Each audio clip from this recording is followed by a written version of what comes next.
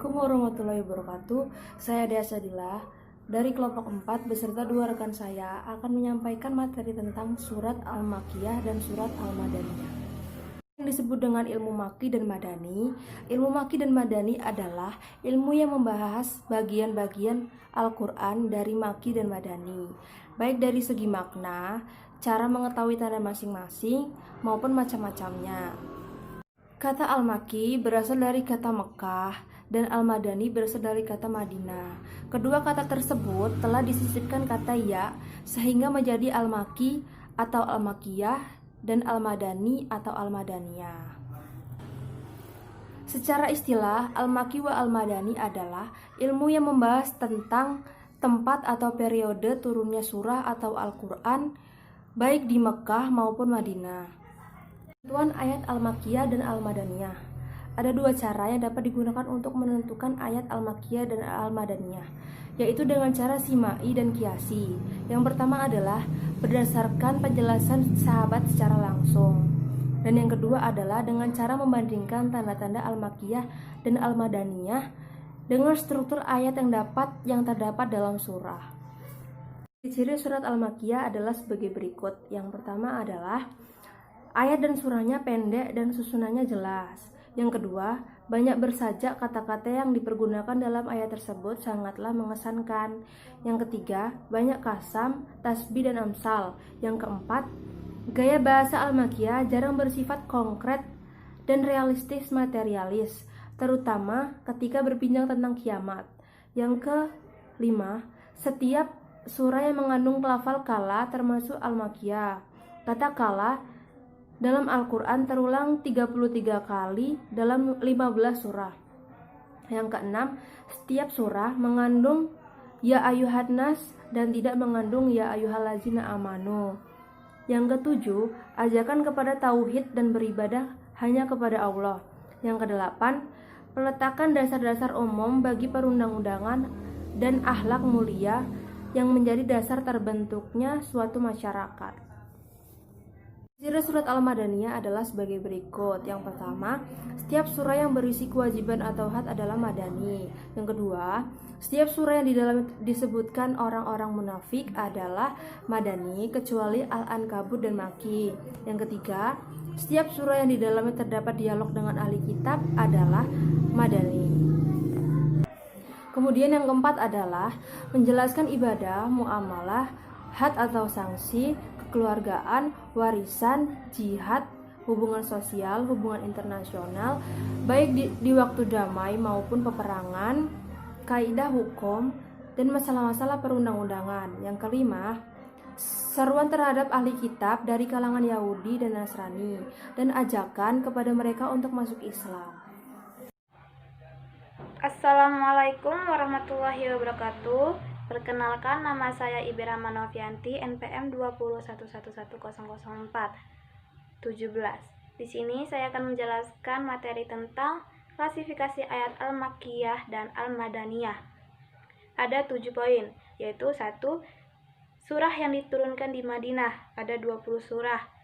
Al-Baqarah, Ali Imran, An-Nisa, Al-Maidah, Al-Anfal, At-Taubah, An-Nur, Al-Ahzab, Muhammad, Al-Fath, Al-Hujurat, Al-Hadid, Al-Mujadalah, Al-Hasyr, Al-Mutanah, Al-Jumu'ah, Al-Munafikun, At-Talaq, At-Tahrim, dan An-Nasr. 2. Surah yang diperselisihkan ada 12, yaitu Al-Fatihah, Ar-Rahman, Ar-Ra'd, As-Saf, At-Takhabun, At-Tatfif, Al-Qadar, Al-Bayyinah, Al-Zalzalah, Al-Ikhlas, Al-Falaq, dan An-Nas. 3. Surah yang diturunkan di Mekah ada 82, yaitu terkecuali dari surah yang turun di Madinah dan surah yang diperselisihkan. 4. Ayat-ayat Makkiyah dalam surah-surah Madaniyah. Dengan menamakan surah itu Makkiyah atau Madaniyah, tidak berarti surah tersebut seluruhnya Makkiyah atau Madaniyah, sebab di dalam surah Makkiyah terkadang terdapat ayat-ayat Madaniyah dan di dalam surah Madaniyah pun terdapat ayat-ayat Makkiyah. 5. Ayat-ayat Madaniyah dan surah Makkiyah. Contohnya surah Al-An'am.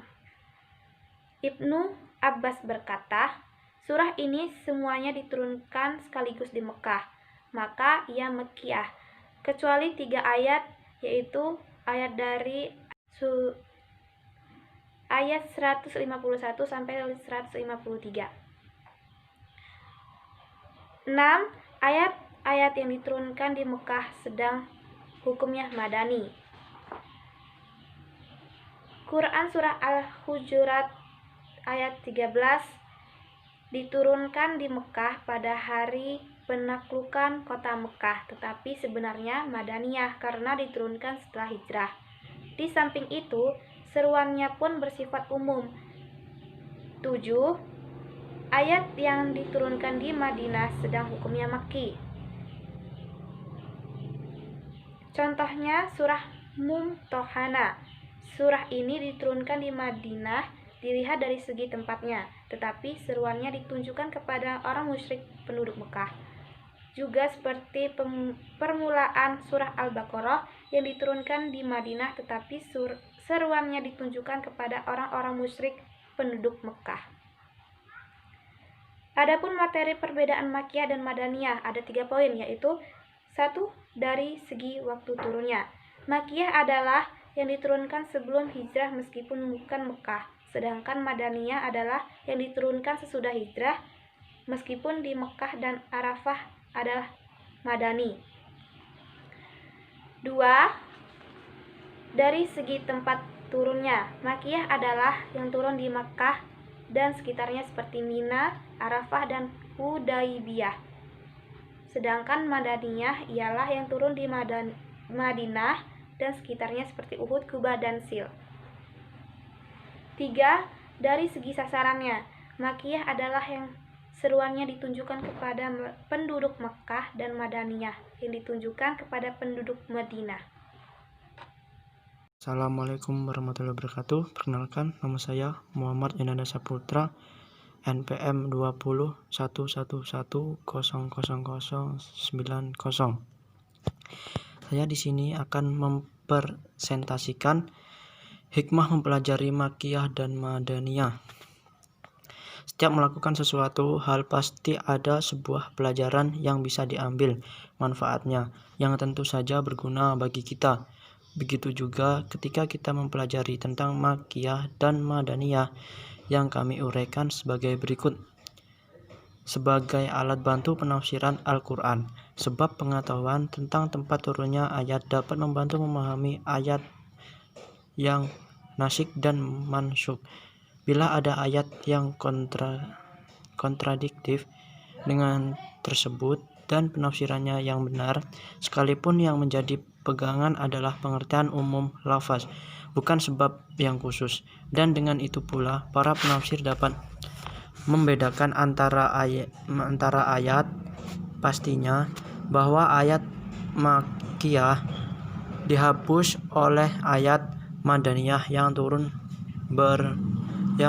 belakangan. Dengan gaya bahasa Quran yang memiliki karakteristik gaya bahasa Makkiyah dan Madani, sangat tepat manfaatnya untuk menuju jalan Allah. Mengetahui pelajaran hidup Nabi melalui ayat-ayat Al-Quran,